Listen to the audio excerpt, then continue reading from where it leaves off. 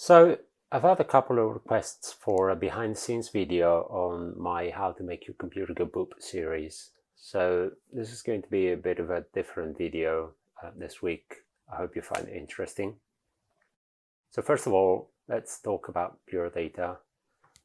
Pure Data is a programming language that follows the so-called data flow paradigm, and it's a graphical programming language as opposed to text-based like most other languages, which kind of makes sense that the target audience is mostly made of people who aren't necessarily familiar with more traditional languages, but instead they may be artists, musicians, thinkers, whatever. So to get your hands on PD, you go to this website, puredata.info, and you'll want to download the vanilla distribution here. There are other distributions who come packed with more stuff, but you can get most of this stuff through the plugin system in vanilla, and you also get the most up-to-date version of vanilla, so that's a plus. There are tons of tutorials on installing PD, installing plugins, so I won't go into that now. I'll instead have a few links in the video description. So the way I do my boops is, you think that I have a backlog, but in reality I spend a week panicking to figure out what I'm going to do, and another week panicking to figure out how I'm going to do it. So in general, I start from an idea, like a sound that I want to imitate or a concept that I want to explore, and I do some research and prototyping. And I generally use MIDI to drive my PD patches, so I could have a piano keyboard, but I don't have enough space here, so I just use a virtual keyboard like this one. It's called MIDI keys, and it's mapped. You can already see that's working. It's mapped to this mechanical keyboard, so I don't have to have a big piano. I'll put that away for now. I also use this DIY MIDI controller that I made using an Arduino Micro. This is just sending control messages via USB, and that's basically how I control a few parameters for later use. The same control messages will be sent from the DAW. Once I have a prototype, and I'm not even going to pretend that I can do one right now, so I'll reuse the one from my very first video. So yeah, once I have a prototype, I move on to my trusty DAW, stands for Digital Audio Workstation for those who don't know, which in my case is Logic, and I prepare some music to play with it. Sometimes I already have some music in mind, and sometimes I don't. In this case, I kind of like the idea of spicing up Bach a little, so that's how I ended up with the thing. So time to talk about the second piece of software that I use, which is called Blackhole. It's an audio driver for macOS. It's kind of necessary for macOS for various reasons. I use the 16-channel version because it's easy to grab online from the website. You just register in here, they send you a link, and you download it.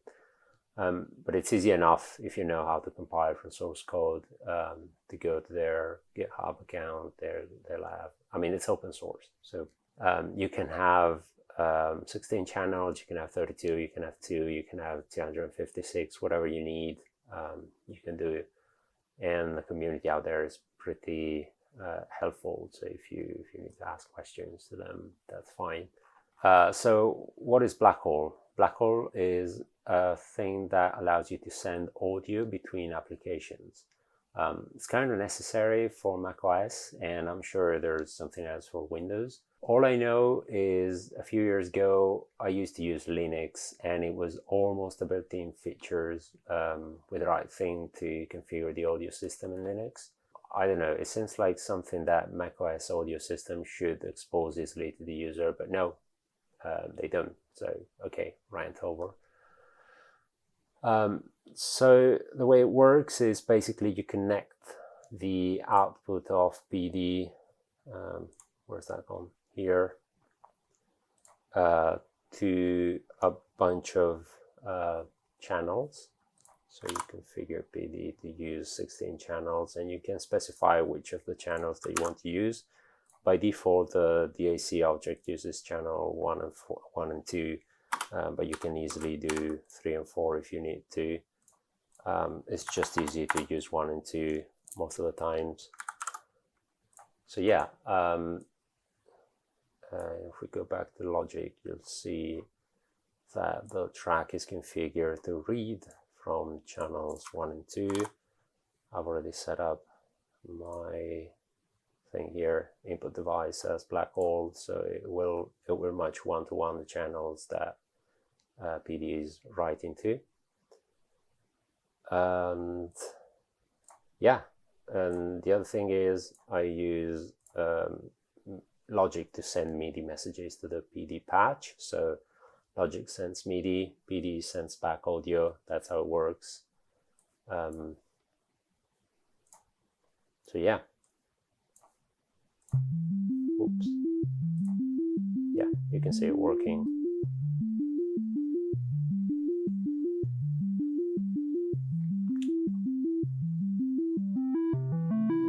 And like I said, you've got the ability to change the parameters that I set up. In this case, it's channel 1 modulation. I mapped it to the drive parameter, so whenever the thing goes down, then the drive parameter goes down, and whenever the thing goes up, drive parameter goes up. So yeah, fun times. Okay, so the last piece of software that I use is called OBS, Open Broadcaster Software. It's kind of the Swiss Army knife of screencasting, broadcasting, and all the things casting. It's great. It does suck out the life out of my poor laptop here. That's okay. By the way, this one is 2013 MacBook Pro with an i7 processor, 16 gigabytes of RAM. Can't remember the gigahertz, whatever. It's probably the lowest one anyway, because I was cheap at the time. So yeah, and it's probably the last good machine that Apple made for a very long time. I'm actually looking forward to switching up with one of the Apple Silicon ones later this year when they come out. I actually have a 13-inch MacBook Pro that I bought for work, but that's for work, and I don't want to mess that up, so I'm not going to attempt to do any audio thing on that Mac yet. I've tested it and it works, but as far as doing the full thing, I'm not going to do it. So yeah, that's going to be another year before I can start doing that with an actual working machine. But yeah, this one works fine. I mean, this one works perfectly. I've got no complaints. The only thing is that the keyboard is starting to deteriorate a little bit, but that's fine. I've got this one. It's clicky. It's super annoying. I don't really like it, but it works. So yeah. And that's pretty much it. I record, so what happens is I spend like 2 hours rehearsing the thing. I make sure that I know every move that I need to make, and I record the footage. I record the commentary on my phone because I don't really have a better microphone. You can actually hear the audio right now is pretty poor because I'm recording with my headphones, and put everything together, upload it to YouTube, hope for the best. So yeah, that's pretty much how it goes. Yeah, so I hope this video was useful in some way and interesting, and for the moment, let's see, so we can actually see something. There you go. PD, where are you? There you are. It's actually pretty mesmerizing to look at, but anyway, what was I saying?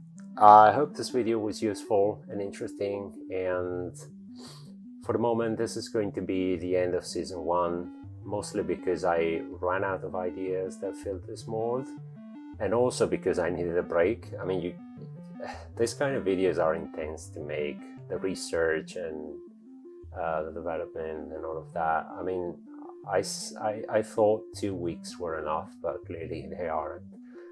And it kind of became like a full-time job to just think about things and make things happen and do them in time. And for as much as I'd like, this is not what I'm paid for. So, I'm gonna need a break. Let me know if there's anything you'd like to see in the future. I'm probably coming back with a new season soon-ish. And yeah, I'm kind of out of ideas for the moment. So I'm looking forward to feedback and comments and get in touch. I don't know, whatever. So thanks for watching. Like, subscribe, all the things, and see you next time.